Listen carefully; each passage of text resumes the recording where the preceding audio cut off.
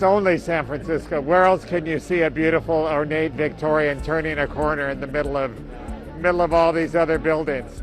And it's such a tight squeeze.